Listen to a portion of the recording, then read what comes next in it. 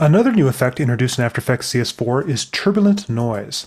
Now, Turbulent Noise is very similar to the popular Fractal Noise effect, and here I've got them side by side. And you see many of the parameters are the same as we go down the list. You only start getting into some differences when you look down at subsettings. Fractal Noise has more options. You can create seamless loops with the old Fractal Noise effect by enabling cycle evolution. Turbulent Noise does not have this option. So you may ask, why use Turbulent Noise? Well, two reasons. One, it does have this new turbulence factor parameter, which does create an interesting way to make things animate. Two, it's GPU accelerated, which means it's a bit faster, particularly on slower computers that have nice video cards. And three, power users say that it animates in a smoother, more correct fashion. The two are similar enough that you can take a lot of the tutorials and recipes out there for Fractal Noise and enter the numbers into Turbulent Noise to get a very similar starting point. The main difference is in the contrast. I find I need to double the contrast to about 200 to get a very similar starting point between the two noises. Now, there are a lot of tutorials out there for Fractal Noise, but as long as we're here, let's go ahead and look at a few examples of things you can do with Turbulent Noise or Fractal Noise style effects. Now, one of the most common uses for both Fractal Noise and Turbulent Noise is to create natural phenomena like smoke, fire, and clouds. The output of both of them are just a grayscale image. Here I've used Colorama to add this colorization, but I'll turn it off for now so you can see what's going on. To create this image, I did a few things. One, I greatly increased the contrast and decreased the brightness, so I had some dark areas or holes on my wall of fire. The second thing that I did is I played around with the transform properties. Namely, I turned off uniform scaling, so I could scale the height to be much more stretchy than the width. That's what's given me this very vertical orientation and gives me a little bit more of a flame. If I uniform scaling, I would just have a pattern like this. So you can see it's that stretchiness that gives me my upward reaching flames. The third thing that I did is I played around with the turbulence offset. I've gone ahead and animated it in the Y direction, so the fires seem to ascend up the screen. And then finally, I played around with things like the sub-influence and sub-scaling to get the amount of detail that I want inside my flames.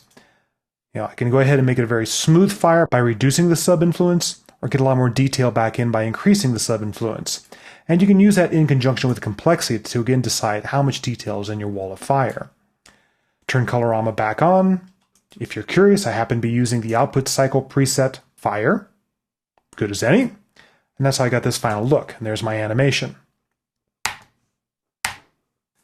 Now, I'm personally a fan of electrical phenomenon and that sort of plasma-ish look. And that's another sort of look you can get out of both Turbulent Noise and Fractal Noise. Here I've used the tritone effect to colorize it. I'll go back to the grayscale so you can see what's going on. Now, the big difference here is I changed the fractal type being used. The basic fractal type is much more of a cloudy sort of look. By choosing this dynamic, I get these very stretchy plasma-like lines that create that very fun look to it. Again, I've increased the contrast, so I've got dark areas and bright areas instead of just simple clouds. I've increased the complexity a considerable amount. I mean, normally the default's in the neighborhood of 6.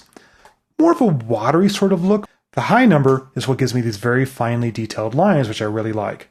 I scaled it up so I could see some detail. At 100%, you just get this sort of look, again, more of a water caustic look.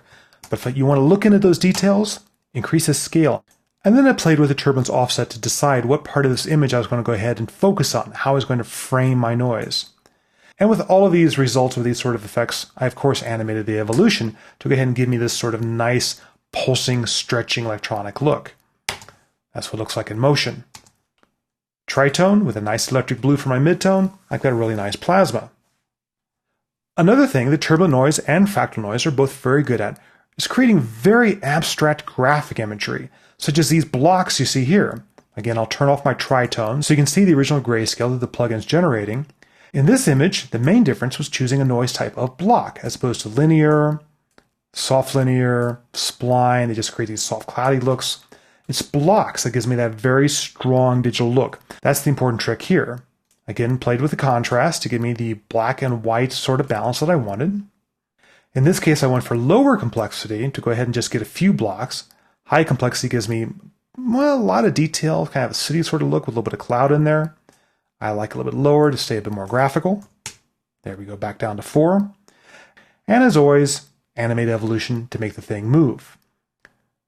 Tritone, colorization, and now I have a nice abstract animated background that has a very strong digital feel to it.